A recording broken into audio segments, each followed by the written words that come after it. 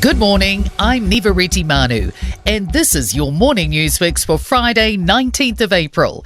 In this update, investigations into the sudden ram-related death of two hobby farmers at their Waitakere property continue today.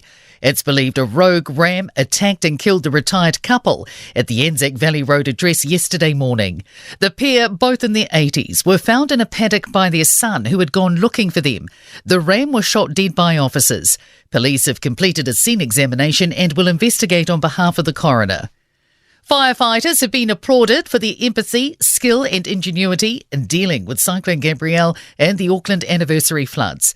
An operational review of the disasters has also highlighted improvements that could be made. Fire and Emergency Operational Commander Russell Wood says some of those have already been completed, while others have been worked through. He says this is the first time FENS played such a large role in a severe weather event response, but it won't be the last. It's really important that as a collective we learn from these events and can better integrate and deliver our services, for the benefit of the country. The dangerous buildings notice slapped on Auckland City Gardens apartments is being contested by its body corporate lawyer. Despite defects being found with its fire safety systems, Tim Rainey argues the building isn't dangerous. Claudia O'Neill reports. Residents of the central Auckland apartment building were told they could have until Monday to evacuate if a meeting today deemed it unsafe. But Tim Rainey says the notice is unreasonable and the deadline unrealistic. He says he's been advised the building is safe to be occupied, but there's still some long-term issues the body corporate is working with the council to address. A sobering study of ED staff across Australia and New Zealand revealing the harmful impact of alcohol on staff, patients and care.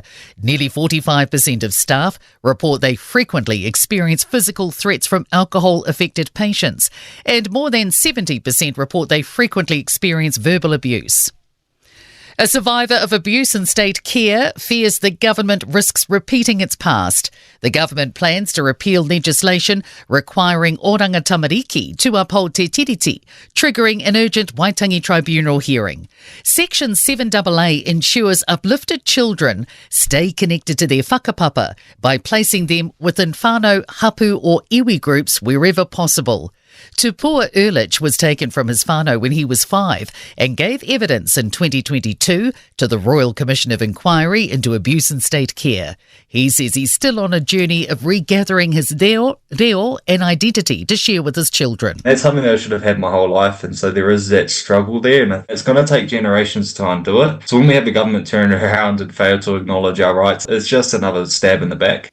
And in sport, the Storm have beaten the Roosters 18-12 to open round 7 of League's NRL in a game marred by 22 errors and 17 penalties. Unbeaten Franklin have run out 105-70 winners against Otago in NBL basketball. Bulls guard Luther Muhammad recorded 25 points, 6 rebounds and 3 steals. New Zealand's opening T20 cricket international against Pakistan at Rawalpindi has been washed out after 2 balls, but that still left time to dismiss Tim Robinson for a duck-on debut. I'm Nivareti Manu. That's your latest news fix, and we'll be back with the next update at midday from the Newstalk ZB newsroom.